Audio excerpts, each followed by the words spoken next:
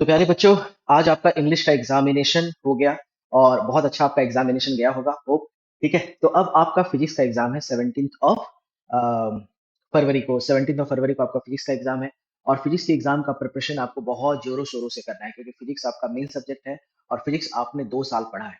ठीक है, तो ये जो वीडियो है वो मैं बना रहा हूँ कि जो कमिंग एग्जाम आने वाला है 17 Feb 2025 को, जो बच्चे महाराष्ट्र बोर्ड से 12th बोर्ड का एग्जाम देने वाले हैं, तो मैं टोटल इस तरह के 4 वीडियो रिलीज करूंगा और इन चारों वीडियो में इंपॉर्टेंट क्वेश्चंस होंगे, ऐसे क्वेश्चंस होंगे जो कमिंग बोर्ड एग्जाम में टैली हो जाएंगे। टैली का मतलब है कि आने की प्रोबेबिलिटी बहुत बहुत बहुत ज्यादा है। ठीक है, इसमें से बहुत सारे ऐसे क्वेश्चंस होंगे जो प्रीवियस ईयर क्वेश्चंस होंगे, और मैं सिर्फ क्वेश्चंस लिखूंगा नहीं बल्कि क्वेश्चंस को सॉल्व भी करके दूंगा। तो आप क्या कर सकते हो कि इस वीडियो को देखना स्टार्ट करते हो तो आप पेन और पेपर लेकर के बैठना, शॉर्ट नोट्स बनाना और हर एक क्वेश्चंस को पहले पढ़ना। पढ़ने के बाद मेरे सॉल्यूशंस को देखना और फिर सॉल्यूशंस को देख करके वीडियो पॉज कर लेना और फिर क्वेश्चंस को लिखने की प्रैक्टिस करना, क्वेश्चन को लिखने की प्रैक्टिस करना। तो मेरे साथ साथ उसकी तैयारी हो जाएगी। ठीक है, आज मैंने बहुत सारे बच्चों को ऑफलाइन नहीं बुलाया है ना। उसका मेन रीजन ये भी है कि मैंने सोचा कि क्यों ना हम ऑनलाइन ही वीडियो बनाकर आपको भेज दें कि आप अपने घर पे बैठ करके प्रिपरेशन कर पाए। ठीक है, तो चलिए हम लोग स्टार्ट करते हैं। तो सबसे पहले फिजिक्स एग्जामिनेशन में आपको ध्यान ये रखना है कि उसका पेपर पैटर्न क्या है। तो multiple choice question, question one जो होगा उसमें टोटल 10 क्वेश्चन होंगे, वो 10 मार्क्स के क्वेश्चन आएंगे। तो एमसीक्यू क्वेश्चन के लिए आप फर्स्ट पेज का स्पेस वैकेंट कर देना। जो एमसीक्यू क्वेश्चन आपसे सॉल्व होगा वो तो आप लिख लेना, जो सॉल्व नहीं होगा तो एग्जामिनेशन के एंड में आ ही जाता है ना। या फिर आप बच्चों के साथ शेयर भी कर सकते हो। ठीक है, तो एमसीक्यू क्वेश्चन में बहुत ज्यादा जो है प्रॉब्लम फेस नहीं होने वाली है, क्योंकि बहुत सारे बच्चे जेई और नीट वाले हैं, तो उनको ऑलरेडी पता है कि एमसीक्यू क्वेश्चन सॉल्व किया कैसे जाता है। लेकिन हम लोग कुछ एमसीक्यू क्वेश्चंस भी यहाँ पे सॉल्व करेंगे जिसकी प्रोबेबिलिटी बहुत ज्यादा है आने वाले एग्जामिनेशन में। क्वेश्चन नंबर 2 जो है वो वेरी शॉर्ट आंसर क्वेश्चन होगा और उसमें टोटल 8 क्वेश्चन आएंगे 8 मार्क्स के। क्वेश्चन नंबर जो 3 होगा, ठीक है, अगर हम देखें यहाँ पे तो जो क्वेश्चन नंबर 3 है, क्वेश्चन नंबर 3 में 12 क्वेश्चंस आपको दिए जाएंगे और उसमें से 8 ही क्वेश्चंस आपको करने हैं। एक क्वेश्चन का वेटेज है 2 मार्क्स, तो 16। ठीक है, विथ ऑप्शन 24 होगा। शॉर्ट आंसर क्वेश्चन 2, इसमें भी आपको 12 क्वेश्चंस दिए जाएंगे, 8 क्वेश्चंस करना है और हर एक का वेटेज 3 मार्क्स होगा, सो 8 × 3 24 मार्क्स। लॉन्ग आंसर क्वेश्चन जो है उसमें 5 क्वेश्चंस होंगे और 3 का आंसर हमें देना है, तो 3 × 4 12 मार्क्स।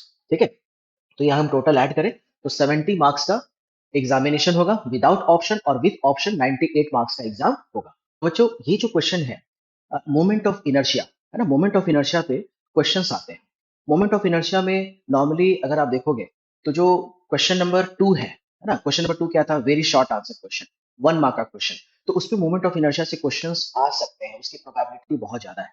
तो आपको पूछा जा सकता है कि भाई मोमेंट ऑफ इनर्शिया क्या है। तो सबसे पहले देखो ये क्वेश्चन क्या है, क्योंकि आपको कभी कभी ये भी ध्यान रखना चाहिए कि किस क्वेश्चन में क्या आंसर लिखना है ना। तो state an expression for moment of inertia of A solid cylinder. ठीक है, तो यहाँ पे क्या पूछा है भैया, सॉलिड सिलेंडर पूछा है ना। तो अगर सॉलिड सिलेंडर पूछा है तो तुम्हें तैयारी करके जाना पड़ेगा, रिंग के लिए भी जाना पड़ेगा, स्फीयर के लिए भी जाना, सॉलिड स्फीयर के लिए भी जाना पड़ेगा, ठीक है, डिस्क के लिए भी जाना पड़ेगा। ठीक है, तो यहाँ पे पूछा है कि state an expression for moment of inertia of solid cylinder of uniform section about its own axis of symmetry. ऐसे क्वेश्चंस का वेटेज क्या है, 1 मार्क आएगा।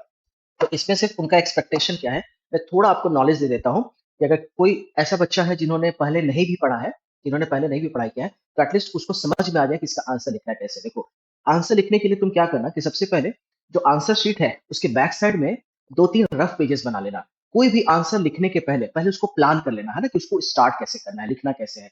तो जैसे अगर इस क्वेश्चन में मोमेंट ऑफ इनर्शिया नहीं पूछा है, सिर्फ क्या पूछा है, एक्सप्रेशन पूछा है। लेकिन मैं नॉलेज के लिए तुमको बता दूं कि मोमेंट ऑफ इनर्शिया होता क्या है। अगर मान लो इसका डेफिनेशन पूछा कि मोमेंट ऑफ इनर्शिया क्या होता है, तो मोमेंट ऑफ इनर्शिया ये होता है property of body, property of body, ठीक है, which oppose which oppose which oppose ठीक है, uniform which oppose uniform rotation. अगर कोई बॉडी घूम रहा है, रोटेशनल मोशन में है, तो वो जो बॉडी है ना वो घूमना नहीं चाहेगा। तो वो जो अपोज कर रहा है उस मटेरियल का जो प्रॉपर्टी है, जिस प्रॉपर्टी से वो अपोज कर रहा है, जिससे वो मूव नहीं करना चाह रहा है, उसको मोमेंट ऑफ इनर्शिया बोलते हैं। ठीक है, तो मोमेंट ऑफ इनर्शिया का मैग्नीट्यूड निकालने का फॉर्मूला क्या है, I is equal to M into R square. M हो गया पार्टिकल का मास और आर हो गया distance of particle from axis of rotation, from axis of rotation. ठीक है, अगर ये पूछा तभी आपको लिखना है, इस क्वेश्चन में ये नहीं पूछा था, ये मैंने आपको एडिशनली बता दिया। अच्छा, हर एक शेप का मोमेंट ऑफ इनर्शिया पूछेगा, ठीक है, पूछा जा सकता है। तो तुम्हें एक चीज को ध्यान में रखना है कि मोमेंट ऑफ इनर्शिया जब भी निकाला जाता है तो वहां पे एक्सिस का रोल बहुत इंपॉर्टेंट है। तुम्हें ये देखना पड़ेगा क्या एक्सिस सेंटर से पास हो रहा है।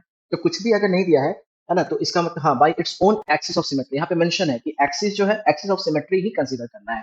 ठीक है, तो उसके लिए ना तुम्हें एक ट्रिक याद रखना, that is R D S. ठीक है, R for ring, R for ring है ना, D for disc, S for solid cylinder. ठीक है, ये याद करने का कुछ निमोनिक्स है जो तुम्हें ध्यान में रखना होगा। Solid cylinder R D S, फिर आ जाता है एस एस, इसका मतलब है solid sphere, solid sphere and next is spherical shell, spherical shell. ठीक है, तो अगर मुझे about its own axis of symmetry निकालना है तो रिंग का हो जाएगा एम आर स्क्वायर। ठीक है, डिस्क के लिए आप याद रखना M R square by 2। Solid cylinder के लिए आप याद रखना सॉलिड सिलेंडर, तो सॉलिड सिलेंडर के लिए होता है M R square by 2। Solid cylinder के लिए भी M R square by 2। Solid sphere that is 2/5 M R square. ठीक है, and spherical shell is 2/3 M R square. ठीक है, और एक चीज और यहाँ पे याद रखना है तुम्हें, आर का मतलब है रॉड ऑल्सो, रॉड। ठीक है, तो रॉड में दो केसेस होते हैं, जब एक्सिस रॉड के सेंटर से ऐसे पास हो रहा हो, ठीक है, और एक्सिस रॉड के एक एच से पास हो रहा हो, तो उस केस में क्या करेंगे। तो अगर एक्सिस रॉड के सेंटर से पास हो रहा है तो मोमेंट ऑफ इनर्शिया होगा एम एल स्क्वायर बाय 12, और इसका अगर एक एच से पास हो रहा है तो मोमेंट ऑफ इनर्शिया हो जाएगा एम एल स्क्वायर बाई 3। ठीक है, तो ये डेटा आपको काफी हेल्प करेगा, इससे आपके 1 मार्क के क्वेश्चन सॉल्व हो जाएंगे। अगर हम नेक्स्ट क्वेश्चन पे आए तो नेक्स्ट क्वेश्चन जो है ये प्रॉपर्टीज ऑफ फ्लूइड से आ सकता है। अच्छा, प्रॉपर्टीज ऑफ फ्लूइड का वेटेज क्या है, 5 मार्क्स विदाउट एनी ऑप्शन, मतलब 5 मार्क के क्वेश्चन तो आएंगे ही आएंगे। 1 मार्क के हो सकते हैं, 2 मार्क के हो सकते हैं, 3 मार्क के हो सकते हैं, 4 मार्क के हो सकते हैं। ठीक है, तो नॉर्मली ऐसा देखा गया है कि जो क्वेश्चंस आएंगे प्रॉपर्टीज ऑफ फ्लूइड से, उसमें बर्नौलीज थ्योरम के क्वेश्चंस आ सकते हैं। ठीक है, जैसे ये क्वेश्चन देखो, ये भी बर्नौलीज थ्योरम पे बेस्ड है क्वेश्चन। तो पहले हम लोग चलो क्वेश्चन पढ़ लेते हैं, क्वेश्चन क्या बोल रहा है। तो क्वेश्चन बोल रहा है एक ओपन वाटर टैंक है, has a hole at a distance of x from the free water surface if the radius of the hole is 2 mm and the velocity of efflux of water is 11 meter per second, find x, fine x, हमें ये चीज निकालना है। अच्छा, ऐसे question में direct इसमें क्या है, फॉर्मूला पुट करना है, ये 1 मार्क का क्वेश्चन है। लेकिन इसके लिए क्या नॉलेज रिक्वायर्ड है वो मैं थोड़ा एक बार रिकॉल करता हूँ। क्यों? क्योंकि हो सकता है थोड़ा डेटा चेंज हो जाए, तो अगर आपके पास थोड़ा नॉलेज रहेगा तो वहां पे अगर डेटा चेंज भी होता है तो क्वेश्चन आपसे सॉल्व हो जाएगा। तो ये क्वेश्चन वेलोसिटी ऑफ एफ्लेक्स का है, मतलब कि ये क्वेश्चन बर्नौलीज थ्योरम का है। ठीक है, बर्नौलीज थ्योरम, तो बर्नौलीज थ्योरम का स्टेटमेंट क्या है, तो बर्नौलीज थ्योरम हम अप्लाई करते हैं फ्लूइड में, है ना, फ्लूइड में हम अप्लाई करते हैं। अब फ्लूइड में अगर हम बात करते हैं तो इसमें गैस भी आ जाता है, इसमें लिक्विड भी आ जाता है। ठीक है, अच्छा, इसमें जो फ्लूइड होना चाहिए, ठीक है, इसमें जो फ्लूइड होना चाहिए उसमें उसका जो फ्लो होना चाहिए वो स्टेडी, स्टेडी इनकॉम्प्रेसिबल फ्लूइड होना चाहिए, इनकॉम्प्रेसिबल फ्लूइड। ये कंडीशंस को ध्यान में रखना इंपॉर्टेंट है ना। इनकॉम्प्रेसिबल का मतलब क्या है कि अगर हमने प्रेशर अप्लाई भी किया तो फ्लूइड का ना तो कॉम्प्रेशन हो रहा है और ना एक्सपेंशन हो रहा है, मतलब कि डेंसिटी क्या है उसका कांस्टेंट है। ये मतलब होता है इनकॉम्प्रेसिबल फ्लूइड का। ठीक है, अच्छा, उसके बाद फ्लूइड जिस पाइप में है वो जो पाइप होना चाहिए, pipe non uniform cross section का होना चाहिए, नॉन यूनिफॉर्म क्रॉस सेक्शन का पाइप होना चाहिए। सर, नॉन विस्कस फ्लूइड होना चाहिए, नॉन विस्कस फ्लूइड मींस ऐसा फ्लूइड जिसमें रेजिस्टेंस बहुत ही कम हो। ठीक है, तो अगर हम एक नॉन यूनिफॉर्म पाइप ले लें, फॉर एग्जांपल इस पाइप की हम बात कर लेते हैं। ठीक है, ये एक नॉन यूनिफॉर्म पाइप है और इसमें ऐसे फ्लूइड इंटर हुआ, यहां से फ्लूइड बाहर आ रहा है। ठीक है, तो इस पॉइंट पे अगर हम बात करें, ये हम पॉइंट 1 ले लेते हैं और ये हम पॉइंट नंबर 2 ले लेते हैं, ये हम पॉइंट नंबर 2 ले लेते हैं। तो बर्नौली का क्या स्टेटमेंट था कि अगर कोई फ्लूइड इनकॉम्प्रेसिबल है, ठीक है, नॉन यूनिफॉर्म क्रॉस सेक्शन का पाइप है, नॉन विस्कस फ्लूइड है, तो बर्नौली का स्टेटमेंट क्या था कि इस पाइप के अंदर, इस पाइप के अंदर फ्लूइड का हर एक पॉइंट पे, हर एक पॉइंट पे, चाहे पॉइंट यहाँ पे लो, यहाँ पे लो, यहाँ पे लो, यहाँ पे लो, किसी भी पॉइंट पे, किसी भी पॉइंट पे प्रेशर एनर्जी, ठीक है, pressure energy plus potential energy, है ना, मैं डिटेल में लिख देता हूँ। ठीक है, तो आपको फायदा रहेगा। तो first pressure, pressure energy plus potential energy, potential energy per unit volume plus kinetic energy, kinetic energy per unit volume ये क्या होता है, ये कांस्टेंट होता है। ये कांस्टेंट मतलब कि इस पाइप के अंदर किसी भी पॉइंट पे pressure energy, potential energy per unit volume and kinetic energy per unit volume का एडिशन कांस्टेंट होगा। ठीक है, कांस्टेंट होगा। तो अगर मैं इन सबके प्रेशर एनर्जी के प्लेस पे अगर मैं पी लिख दूं, पोटेंशियल एनर्जी के प्लेस पे mgh लिख दूं बाई वॉल्यूम, काइनेटिक एनर्जी के प्लेस पे हाफ mv स्क्वायर, है ना, यहाँ पे याद रखना ये वॉल्यूम है बाई वॉल्यूम, तो ये क्या होना चाहिए, it should be constant, right, it should be constant. ठीक है, तो मैं अब ऐसा लिख सकता हूँ कि मास बाय वॉल्यूम क्या हो गया, डेंसिटी। यहाँ भी मास बाय वॉल्यूम क्या हो गया, डेंसिटी। तो इसको मैं डेंसिटी से रिप्लेस कर सकता हूँ, डेंसिटी ऑफ द फ्लूइड से रिप्लेस कर सकता हूँ। ठीक है, तो अब इक्वेशन क्या आएगा, that is P plus density into GH plus half of density into V square is constant, is constant. इस थियरम को हम बर्नौलीज थ्योरम बोलते हैं। ठीक है, तो वेलोसिटी ऑफ एफ्लिक्स जो है इसका एक एप्लीकेशन है। तो वेलोसिटी ऑफ एफ्लिक्स को समझने के लिए देखो क्या करते हैं, मैं एक वेसल ले लेता हूँ, ठीक है, और इस वेसल में मैंने h हाइट तक वाटर फिल कर दिया, इस वेसल में मैंने h हाइट तक वाटर फिल कर दिया, ठीक है, एंड इस वाटर का डेंसिटी मैं ले लेता हूँ रो। ओके, नाउ फ्री सरफेस से h हाइट नीचे आओ और यहाँ पे एक होल बनाओ, यहाँ पे एक होल बनाओ, ठीक है, यहाँ पे एक होल बनाओ। तो जब तुम होल बनाओगे तो प्रेशर डिफरेंस के कारण वाटर से वेसल से x डिस्टेंस पे कहीं ना कहीं ऐसे गिर रहा है। ठीक है, अच्छा, अब मैं क्या करता हूं कि यहाँ पे जहां पे होल हमने बनाया है इसको मैं एक रेफरेंस पॉइंट ले लेता हूँ, रेफरेंस पॉइंट ले लेता हूँ। तो जिस पॉइंट को तुम रेफरेंस पॉइंट लोगे वहां पे पोटेंशियल एनर्जी क्या होगा, वहां पे पोटेंशियल एनर्जी जीरो हो जाएगा। ठीक है, तो यहाँ पे पोटेंशियल एनर्जी क्या होगा, जीरो हो जाएगा। अब तुम क्या करो, क्योंकि तुमने इस पॉइंट को रेफरेंस लिया है, तो इस होल के इनसाइड एंड इस होल के आउटसाइड आप बर्नौलीज थ्योरम लगा दो। ठीक है, क्योंकि जो एनर्जी यहाँ होगा वही एनर्जी यहाँ होगा। एनर्जी तो कांस्टेंट होता है, बस एनर्जी का क्या होता है, कन्वर्जन होता है। ठीक है, तो हम ऐसा लिख सकते हैं, that is energy inside hole, inside hole is equal to energy outside hole, outside hole. ठीक है, तो यहाँ पे एटमॉस्फेरिक प्रेशर है पी नॉट, यहाँ भी एटमॉस्फेरिक प्रेशर क्या है, पी नॉट। तो प्रेशर का तो कोई डिफरेंस आया नहीं, जो प्रेशर यहाँ है वही प्रेशर यहाँ पे है। हाँ, लेकिन इन अगर हम इस वेसल के अंदर जाए तो यहाँ पे पोटेंशियल एनर्जी का कॉन्सेप्ट आएगा। क्यों? क्योंकि हमने फ्री सरफेस से h हाइट नीचे लिया है, तो यहाँ पे पोटेंशियल एनर्जी क्या आना चाहिए, रो जी एच। अब ये पोटेंशियल एनर्जी इस वाटर को काइनेटिक एनर्जी दे रहा है, that is half of density v square. यहाँ से ये कैंसिल कर दो, तो यहाँ से वेलोसिटी ऑफ एफ्लिक्स आ जाएगा अंडर रूट 2gh, मतलब कि इस होल में से जो वाटर आ रहा है वो किस वेलोसिटी से आ रहा है, v वेलोसिटी से आ रहा है।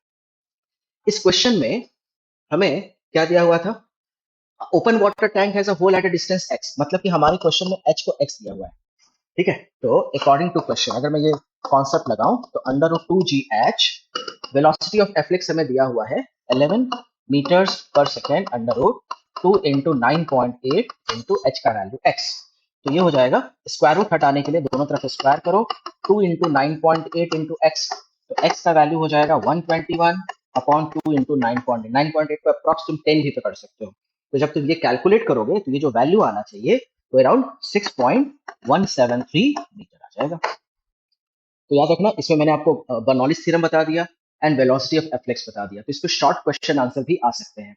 ठीक है, और अगर न्यूमेरिकल आया तो कुछ ऐसा न्यूमेरिकल आएगा, आपको इस क्वेश्चन को अगर डायरेक्ट सॉल्व करना, अगर ये 1 मार्क में आता तो डायरेक्ट आप ये फॉर्मूला लगाते, वेलोसिटी ऑफ एफ्लिक्स आपको दिया हुआ था, जी का वैल्यू 9.8 है, वहां से आप हाइट का वैल्यू कैलकुलेट कर लेते। तो बच्चों अगर हम अगले क्वेश्चन की तरफ जाएं तो अगला जो क्वेश्चन है वो बेसिकली वेव ऑप्टिक्स से है। वेव ऑप्टिक्स का जो वेटेज है वो 12th बोर्ड में 5 मार्क्स है, 5 मार्क्स से कंपल्सरी क्वेश्चन वेव ऑप्टिक्स आएंगे। वो 1 मार्क का हो सकता है, 2 मार्क का हो सकता है, 3 का हो सकता है या 4 मार्क का हो सकता है। ठीक है, ये जो क्वेश्चन है ये बहुत ही फेमस क्वेश्चन है। देखो क्वेश्चन है क्या, स्टेट ब्रूस्टर्स लॉ। ठीक है, इसको ब्रूस्टर्स लॉ क्या है मुझे मुझे हमें एक्सप्लेन करना है। तो ये क्वेश्चन वेव ऑप्टिक्स का है। तो ब्रूस्टर्स लॉ का रिलेशन किस टॉपिक से है, पोलराइजेशन है। पोलराइजेशन, हमें वेव ऑप्टिक्स में 3 टॉपिक पढ़ना है, कौन से, इंटरफेरेंस, डिफ्रैक्शन एंड पोलराइजेशन। तो ये जो टॉपिक है वो जो है वो पोलराइजेशन को कनेक्ट कर रहा है। पोलराइजेशन क्या होता है, तो जो बच्चों को बिल्कुल भी नहीं पता है या उन्होंने पहले नहीं पढ़ रखा है तो मैं थोड़ा उनको हिंट दे दूं, जिससे उनको रिमेंबर करना इजी होगा, एग्जाम में प्रेजेंट करना इजी हो जाएगा। पोलराइजेशन का मतलब क्या है कि वाइब्रेशन, लाइट के वाइब्रेशन को ब्लॉक करना। जैसे आप जब सनग्लास लगाते हैं तो सनग्लास क्या करता है, सनग्लास जो है वो लाइट के वाइब्रेशन को ब्लॉक कर देता है। ब्लॉक करने के बाद जो लाइट बाहर आता है ना, मीन्स ग्लास से जब लाइट बाहर आता है तो उसको हम बोलते हैं पोलराइज लाइट। पोलराइज का मतलब क्या है कि लाइट का कुछ पार्ट, लाइट का कुछ वाइब्रेशन ब्लॉक हो गया, अनवांटेड वाइब्रेशन ब्लॉक हो गया, और ब्लॉक होने के बाद उसका इंटेंसिटी रिड्यूस हो जाता है, हाफ से रिड्यूस हो जाता है, ठीक है। तो ब्रूस्टर्स ने क्या कहा था कि अगर हम एक ट्रांसपेरेंट, ध्यान में रखना जब भी आप क्वेश्चन लिखने जाते हो तो उसके जो की वर्ड्स हैं वो आप एक लिस्ट बना लेना, रफ पेजेस में लिस्ट बना लेना, क्योंकि वो की वर्ड्स वहां पे आना चाहिए। तो हमें एक ट्रांसपेरेंट सब्सटेंस लेना है, ध्यान रखना। ट्रांसपेरेंट सब्सटेंस का रिफ्रैक्टिव इंडेक्स हमें म्यू लेना है। म्यू क्या रिप्रेजेंट कर रहा है? इज रिफ्रैक्टिव इंडेक्स ऑफ, ठीक है, इज ट्रांसपेरेंट सब्सटेंस। और ये निकालते कैसे हैं? ये निकालते हैं सी बाई वी, है ना। What is C by V? Speed of light in free space by speed of light in medium, ठीक है। अच्छा, फोर्थ कॉन्सेप्ट हमें ये चीज ध्यान रखना है कि mu is equal to C by V है। अगर म्यू का वैल्यू ज्यादा होगा तो वी का वैल्यू कम होगा। इसका मतलब क्या है कि अगर रिफ्रैक्टिव इंडेक्स का वैल्यू बढ़ गया, अगर रिफ्रैक्टिव इंडेक्स का वैल्यू बढ़ गया, रिफ्रैक्टिव इंडेक्स क्या है? मटेरियल का प्रॉपर्टी बताता है। अगर रिफ्रैक्टिव इंडेक्स मटेरियल का ज्यादा हो गया, इसका मतलब है कि जब लाइट एक मीडियम से उस मटेरियल में एंटर करेगा तो वहां पे उसमें मैक्सिमम डेविएशन होगा, और मैक्सिमम डेविएशन होने से उस लाइट का वेलोसिटी कम हो जाएगा, ठीक है। उस लाइट का वेलोसिटी कम होगा, ये सिग्निफिकेंस है रिफ्रैक्टिव इंडेक्स का। तो ब्रूस्टर का क्या कहना था कि अगर हम एक ट्रांसपेरेंट सब्सटेंस ले लेते हैं, ठीक है, ये ट्रांसपेरेंट सब्सटेंस ले लेते हैं, और यहाँ पे एक लाइट रे है जो एक पर्टिकुलर एंगल पे इंसिडेंट हो रहा है, एक पर्टिकुलर एंगल पे इंसिडेंट हो रहा है। सपोज इस एंगल को हम थीटा पी ले लेते हैं। तो इस लाइट का जो कुछ पार्ट है वो रिफ्लेक्ट हो जाएगा और कुछ पार्ट इसका रिफ्रैक्ट हो जाएगा। सपोज इस मटेरियल का जो रिफ्रैक्टिव इंडेक्स है वो हम म्यू ले लेते हैं, ठीक है। ये एंगल, इसको हम आई ले लेते हैं, I is equal to theta P. इसको हम आर डैश ले लेते हैं और इसको हम आर ले लेते हैं, ठीक है। तो ब्रूस्टर का यही कहना था कि जब भी कोई लाइट थीटा पी एंगल पे, और अगर थीटा पी ट्रांसपेरेंट सब्सटेंस के रिफ्रैक्टिव इंडेक्स पे डिपेंड करता है, मतलब कि tan थीटा पी अगर म्यू के बराबर हो जाएगा, तो वैसे सिचुएशन में ये जो रिफ्लेक्टेड लाइट है ना, ये कंप्लीटली ब्लॉक हो जाएगा। It means it is partially, it is plane polarised light. तो reflected light is plane polarised light. Plane polarised light को आप ऐसे रिप्रेजेंट करते हो, लेकिन जो रिफ्रैक्टेड लाइट है वो पार्शियली पोलराइज्ड होगा। ये पार्शियली पोलराइज्ड होगा, मींस वाइब्रेशन को हमने कंप्लीटली ब्लॉक नहीं किया है। और ये जो लाइट है ये है unpolarised light. Unpolarised light means vibration x के लॉन्ग भी है, वाई के लॉन्ग भी है, एंड जेड के लॉन्ग भी है, ठीक है। तो जब आई का वैल्यू थीटा पी के बराबर हो जाएगा तो reflected is plane polarised light, refracted is partially polarized light, ठीक है। And the angle between reflected light is 90 degree, is 90 degree. But जब आई का वैल्यू थीटा पी से कम हो गया या आई का वैल्यू थीटा पी से ग्रेटर हो गया, तो वैसे सिचुएशन में reflected light are partially polarized, it's not plane polarised light, ठीक है। इस लॉ को हम ब्रूस्टर्स लॉ बोलते हैं, ठीक है। तो अगर मैं अगले क्वेश्चन की तरफ जाऊं तो जो नेक्स्ट क्वेश्चन है वो बेसिकली इलेक्ट्रोस्टैटिक्स का क्वेश्चन है। इलेक्ट्रोस्टैटिक्स से कंपल्सरी 4 मार्क्स के क्वेश्चन आपको 12th बोर्ड एग्जाम में आएंगे, ठीक है। तो इसमें ये जो क्वेश्चन है ये basically very short answer type question है, जहां पे आपको फॉर्मूला वो सिर्फ बोल रहा है कि आप सिर्फ फॉर्मूला लिख दो, मींस आपको डेरिवेशन नहीं करना है, सिर्फ आपको फॉर्मूला लिखना है। तो आपको ना कुछ फॉर्मूलास याद रखना पड़ेगा जिससे आपके 1 मार्क के क्वेश्चन निकल जाएंगे। जैसे आप ये देखो, ये क्वेश्चन है क्या, पहले हम लोग इसको रीड करते हैं। What is the formula, what is the formula for electric field intensity at a point outside an infinitely long charge cylindrical conductor, ठीक है। तो इसमें देखो क्या क्या फॉर्मूला लग सकते हैं। तो सबसे पहले मैं आपको एक पूरा डेटा ही दे देता हूँ कि आपको जब भी इलेक्ट्रिक फील्ड निकालना है, या ऐसा भी क्वेश्चन आ सकता है इलेक्ट्रिक फील्ड का डेफिनेशन होता क्या है। तो इलेक्ट्रिक फील्ड क्या बताता है? इलेक्ट्रिक फील्ड स्ट्रेंथ बताता है, स्ट्रेंथ ऑफ फील्ड बताता है, ठीक है। इलेक्ट्रिक फील्ड निकालने के लिए कॉन्सेप्ट क्या है? तो इसमें हमें 2 पॉइंट लेना पड़ता है, ये एक पॉइंट, ये एक पॉइंट, ठीक है। एक को हम ले लेते हैं बेसिकली फील्ड पॉइंट, और दूसरे को हम ले लेते हैं that is source point. Source point का चार्ज अगर हम Q ले लें और फील्ड पॉइंट का चार्ज हम Q नॉट ले लें, और इनके बीच का डिस्टेंस R है, इनके बीच का डिस्टेंस है R। तो सोर्स पॉइंट इस फील्ड पॉइंट पे एक फोर्स लगा है, ठीक है। तो force acting on field point, ठीक है, force acting on field point due to source point, ठीक है। इस रेशियो को हम इलेक्ट्रिक फील्ड बोलते हैं, electric field that is E vector बोलते हैं। अब इन दोनों में फोर्स क्या एक्ट होगा? That is 1/4 pi epsilon nought into Q nought divided by Q nought into R square, is equal to E vector, तो ये और ये कैंसिल हो जाएगा। So electric field intensity is 1/4 pi epsilon nought that is q divided by r square. तो आप एक formula ये याद रखना, इलेक्ट्रिक फील्ड इंटेंसिटी का भी फॉर्मूला पूछ सकता है। अच्छा, दूसरा जो फॉर्मूला इसमें तुम याद रखोगे वो है कि अगर मैंने यहाँ पे सॉलिड सॉलिड स्फीयर ले लिया, सॉलिड स्फीयर ले लिया, देन हॉलो स्फीयर ले लिया, हॉलो स्फीयर ले लिया, ठीक है। और क्या हो सकता है, स्फेरिकल डिस्ट्रीब्यूशन ऑफ चार्ज हो सकता है, स्फेरिकल डिस्ट्रीब्यूशन ऑफ चार्ज हो सकता है, ठीक है। तो सॉलिड स्फीयर में अब दो केसेस आ सकते हैं।